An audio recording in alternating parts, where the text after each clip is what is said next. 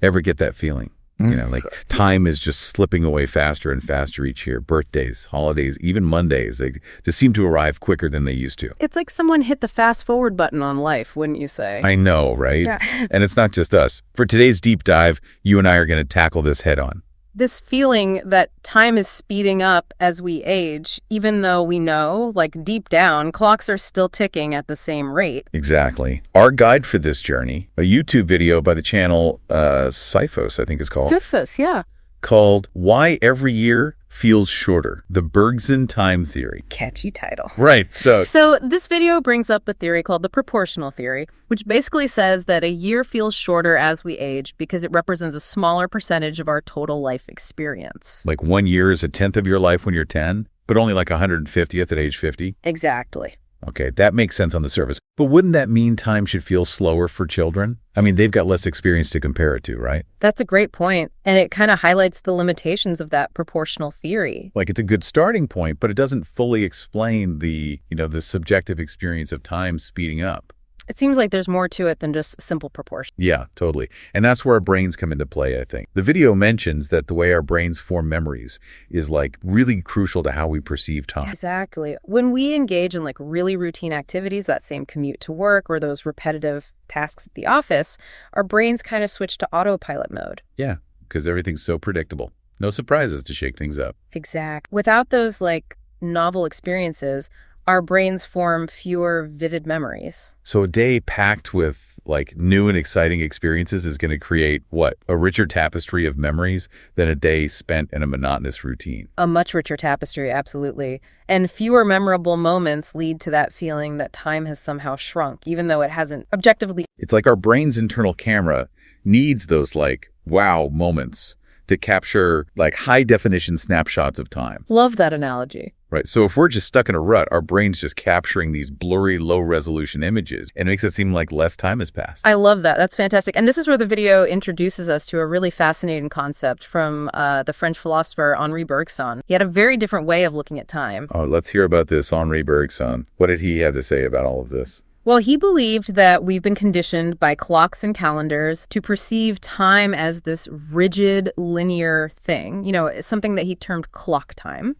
And he argued that real time, which he called duration, is much more fluid and subjective, and it's really shaped by our consciousness and our experiences. So it's not just about the seconds ticking by on the clock, it's about how we experience and feel those seconds. Precisely. He even contrasted his view with Einstein's theory of relativity, which treated time as a fixed, measurable dimension. Oh, wow. So like two totally different ways of thinking about time. Totally. And he felt that reducing time to just a mere measurement really missed the essence of how we actually, live and experience time. So for Einstein, time was all about physics and equations. Exactly. While for Bergson, it was about the richness of lived experience. Yes. Almost like two sides of the same coin. A great way to put it. The video actually illustrates this beautifully by comparing two different scenarios. Waiting in a long, boring line versus being fully immersed in like an incredible concert. Yeah.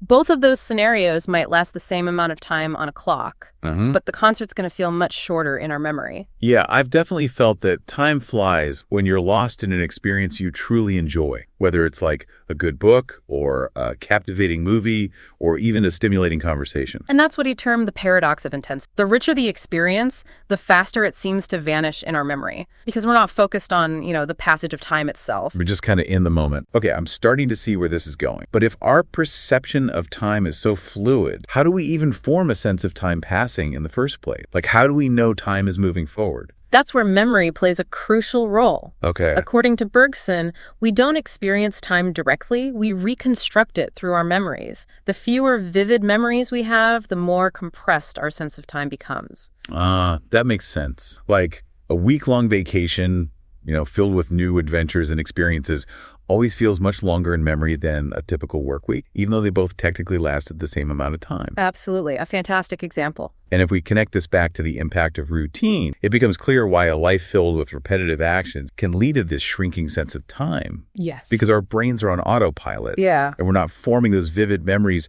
that help us like reconstruct our experience of time. Exactly. Think of it this way. If our life is like a photo album, a routine-filled life produces fewer photos, leading to that sense that less time has passed. Wow. That's a powerful image. But where does this leave us? Is there a way to like break free from this tyranny of the clock that Bergson warned about? That's what we'll explore in the next part of our deep dive. We'll dive into his ideas about how we can kind of hack our perception of time and reclaim those, seemingly lost moments. I love it. Stay tuned. Yes. Welcome back. Before the break, we were talking about Henri Bergson's perspective on time and how it's so different from like the scientific view presented by Einstein. And I think what really struck me was his idea that our obsession with, efficiency and like these jam-packed schedules might actually be contributing to this feeling that time is just slipping away. Yeah. He even talked about, rebelling against this tyranny of the clock, as the video puts it. What did he even mean by that? Yeah, his rebellion is all about injecting more novelty and more mindfulness into our lives. And the video highlights 3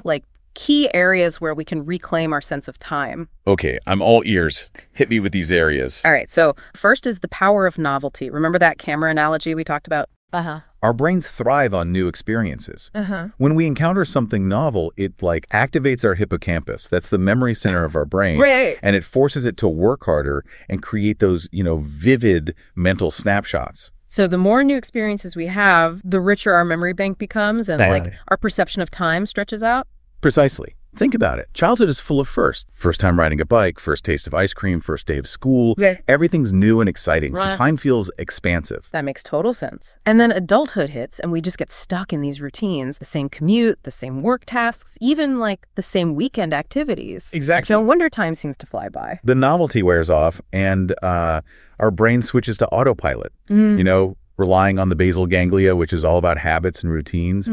This conserves energy for our brains, but it makes our experience of time just feel duller. So it's like our brains are saying, we've seen this all before, nothing new here, folks. Exactly. Now, the second key area the video highlights is the impact of routine. When we repeat the same actions day in and day out, our brains just don't create those distinct memory markers. Okay. It's like flipping through a photo album with only a few pictures. It feels like less time has passed because there's less to remember. I get it. So to recap, novelty stretches time, while routine compresses it. Yes. Got it. What's the third element? The third thing that influences how we perceive time? The third one's closely tied to memory, or more specifically, how our brains store and retrieve memory. As Bergson pointed out, we don't experience time directly as it's happening. We reconstruct it later through our memories.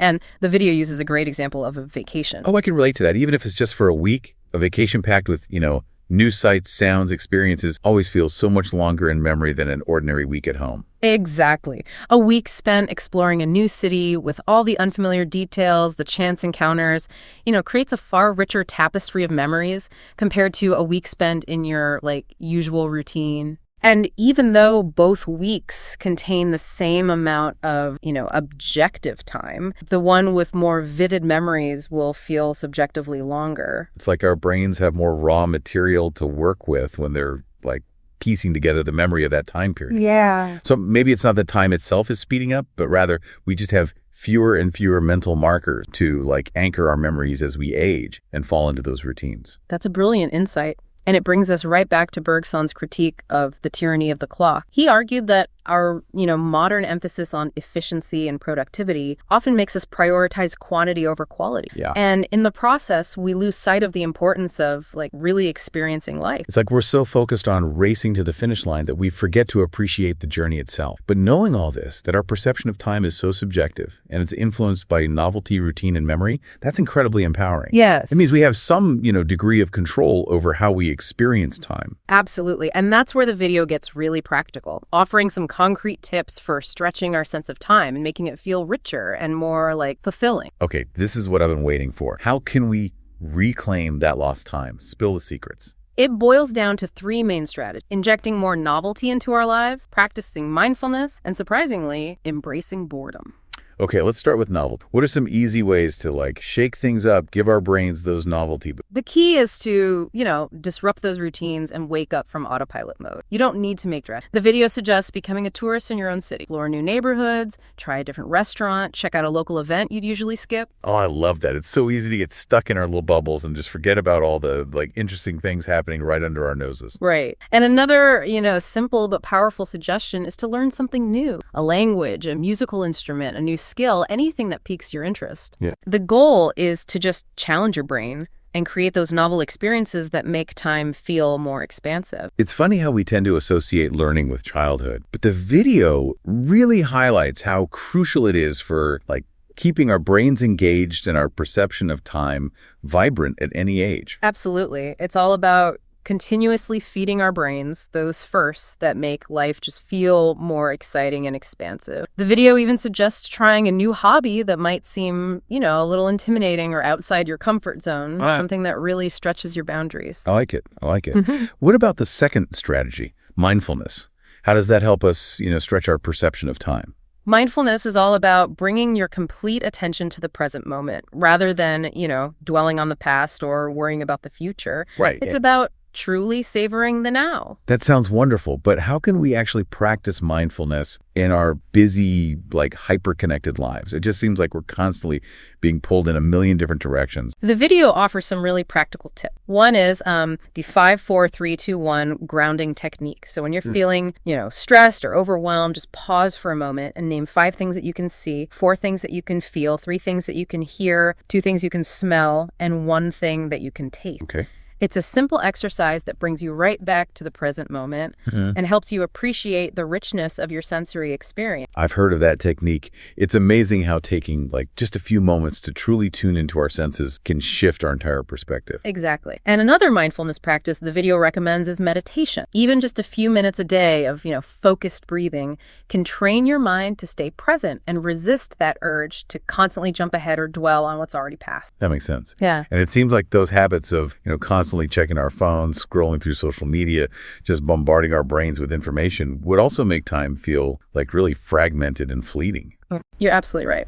And that brings us to the third strategy, which might seem counterintuitive at first, embracing boredom. Wait, boredom? Yeah. Really? Isn't that what we're trying to avoid? I know, it sounds strange, but think about it. In today's world, we're constantly bombarded with stimulation from our phones, computers, TVs. It's like our brains never get a break. Right. Boredom is like hitting the reset button for our minds. Okay, so in a way, embracing boredom is about carving out space for our brains to just decompress and wander freely. Exactly. Bergson believed that boredom is actually fertile ground for creativity and deeper thought. The video suggests scheduling some, blank space in your day, even just 10 minutes, to stare out the window, daydream, let your mind wander aimlessly. Well, that sounds nice. Almost like a mini meditation. A way to, disconnect from that constant stream of information and just reconnect with our own inner world.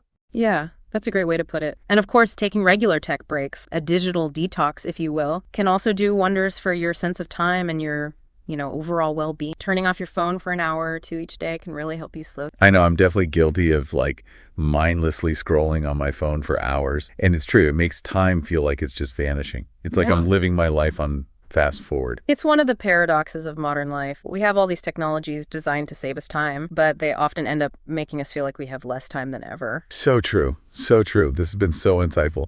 But before we wrap up, you mentioned earlier that some of Bergson's ideas have actually been supported by modern neuroscience. Yeah. What's that connection? That's a great question. And it leads us perfectly into our next topic, the science behind Bergson's duration. We'll dive into that right after the break. Welcome back. We've been on quite a journey, exploring this whole idea of time seeming to speed up as we get older. Yeah, we've uncovered how our perception of time is influenced by things like novelty and routine, and of course, the intricate ways our brains, create and store memories. And, we also delved into those really thought-provoking ideas from Henri Bergson. Yeah, he really challenged that conventional view of time as this, rigid, linear progression. And his concept of duration, that, fluid internal sense of time, it's really stuck with me. Yeah, me too. It's fascinating how he emphasized the role of our consciousness and our experiences in shaping how we actually perceive time. It's like time isn't just this external thing that's happening to us. We're actively participating in creating our experience of it. Exactly. And you mentioned earlier that some of Bergson's ideas, which, they were considered pretty radical back in his time, are now finding support in modern neuroscience. Yeah, it's amazing how ahead of his time he was. So what's that connection? What's the link between Bergson's philosophy and these latest scientific discoveries about how our brains actually experience time? Well, for one thing, Bergson placed a lot of emphasis on the importance of emotions, and subjective experience in shaping our sense of time. He argued that a moment filled with intense joy or even fear would feel very different than a moment of boredom. Right. Even if both moments technically lasted the same duration on a clock. So you're saying our emotional state can actually warp our perception of time. Exactly. And neuroscience is starting to unravel those mechanisms behind this. Studies have shown that our emotions directly influence how we perceive time. For instance, when we're feeling anxious or threatened, time can seem to slow down. That's probably an evolutionary adaptation that allows us to, react more quickly to danger. I could definitely see that. Yeah. If you're in a, dangerous situation, everything seems to happen in slow motion. Precise. On the flip side, when we're experiencing positive emotions, things like joy or excitement, time often seems to fly by.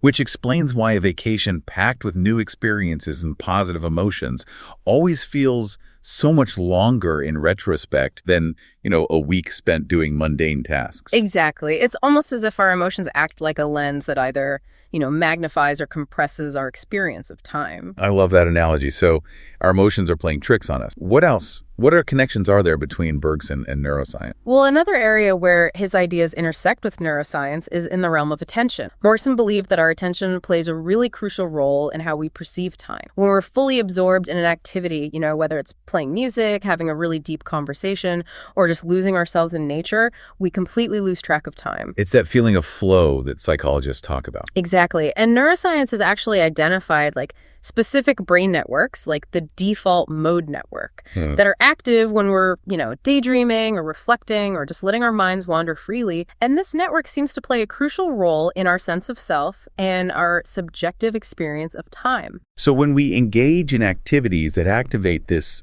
default mode network, are we essentially tapping into Bergson's concept of duration, that, fluid internal sense of time he talked about? That's a great way to think about it. And it suggests that, Bergson, even without the tools of modern neuroscience, had this incredibly intuitive understanding of how our brains actually shape our experience of time. This is all so enlightening. So if we want to reclaim our sense of time, it's not just about adding more items to our to-do list or being more productive. Right. It's not about cramming more into our schedules. It's about being more present, more mindful, and just, more engaged with the experiences we're actually having. Absolutely. And the beauty of it is that these practices, cultivating novelty, practicing mindfulness, embracing boredom, they don't require any special equipment or expensive gadgets or anything like that. They're accessible to everyone, regardless of age. So as we wrap up this deep dive, what's the most important takeaway for our listeners, for those folks out there who might be feeling like time is slipping away a little too quickly? I think the key message here is that time doesn't actually speed up. Our perception of it changes. Okay.